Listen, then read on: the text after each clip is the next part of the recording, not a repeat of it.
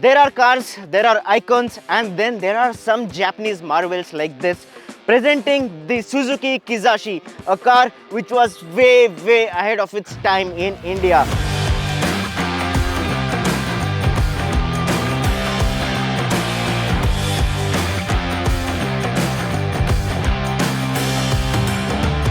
What if I tell you that this car scored a proper 5 stars in the Australian NCAP test, because this was completely made up of high steel strength. That was Kizashi for you. And in fact, of all the units sold in Japan, 1/4 of them were used by the Japanese police force itself. That's because this car had a very strong pedigree in terms of the driving dynamics. This car was completely imported from Japan as a CBO and was sold for about 20 lakh rupees for the AT and around 19 lakh rupees for the MT, which is this. Due to the higher pricing, this wasn't exactly able to tick off the sales chart, but enthusiasts loved it absolutely in the length and breadth of India. Before commencing the production of this, Suzuki extensively tested this in Nürburgring, England and some other iconic places. You got the beautiful projector setup for the headlights back in 2011 itself, and of course you got dedicated fog lamps. Manufacturers are missing them now, but back then they were just compulsory. 12-spoke 17-inch alloys just look fabulous on this car. You could shut doors like this, and both driver and the passenger got a request sensor. Open the hood and you'll be greeted by this monstrous 2.4-litre petrol engine that produces 178 bhp and 230 Nm of torque. If you thought the front was slightly similar to the SX4, the rear gets a proper distinction here with the lovely Kizashi badge here. And if you notice, this font is actually similar to what font the Suzuki Hayabusa has, the proper Japanese font. You have the stoppage lamp here. The car also got rear fog lamps. This of course is an aftermarket rear reverse camera.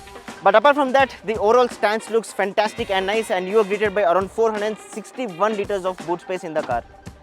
You also got a provision to hold this and close the boot like this. There's no way you can open the fuel cap internally. Just press this to access the fuel cap and you got 63 litres of fuel tank capacity. You got functional dual exhaust with chrome tips, and the same engineers who designed the Suzuki Hayabusa Superbike designed the exhaust system of this car. Firstly, you got an electrically adjustable ORVMs in this car, which is fantastic. But if you thought that was ahead, check this out. You got not 4-way or 6-way, but a proper 10-way adjustable driver's electric seat with memory functions, which was like incredibly ahead of its time. And even the passenger seat got a proper 4-way adjustment, which is superb. The steering was adjustable for both rake and reach back then. In fact, this was one of the few cars to have cruise control in spite of this being a manual transmission. You got tachometer on the left, speedometer on the right with nice neat dials. This is to disable the traction control. This is the headlamp lever switch. This is the fog lamp switch, and of course a start stop button 13-14 years ago itself. You got a CD player here, FM, radio, but no Bluetooth in this car. And you could also change the temperature at once, or if you press the dual button, and this could act as a dual zone AC, which is so nice and futuristic and so thoughtful. You got auto up down function for both the front power windows, and the seats are very comfortable because you got proper leather seats, unlike artificial leather seats of modern cars around this price bracket.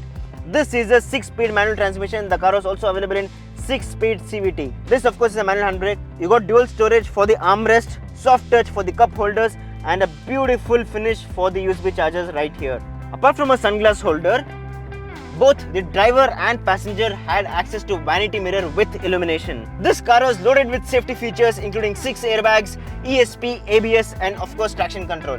The rear seats feel really comfortable. The best part is you have an armrest with this superb cup holders which look so futuristic, especially for 2011.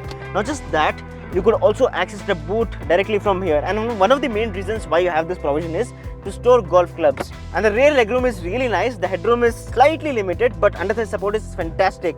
You also got rear AC vents, which was very comforting, especially in harsh and humid summers of India. Suzuki paid a lot of attention to safety, and that's why you have 3 proper headrests right there. The engine was the heart of the Kizashi.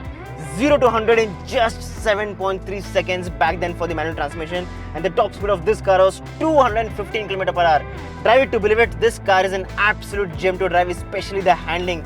Just point here and the car goes exactly there. Although this being an electric power steering, this handles like a dream. The travel of the clutch is slightly longer, but that could also be because of the fact that this car is slightly older.